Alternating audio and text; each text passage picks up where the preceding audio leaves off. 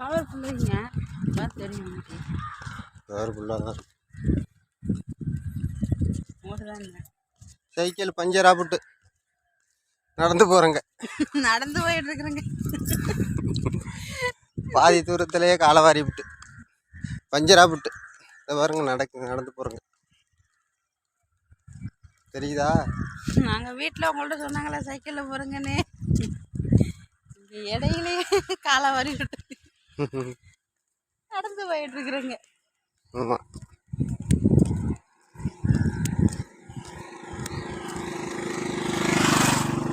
தெரியுதா? வெயிலாக இருக்குது, அதனால தெரியல. வெயில் கடுமையான வெயிலாக இருக்குது. அப்பா நிழல் இருக்கு.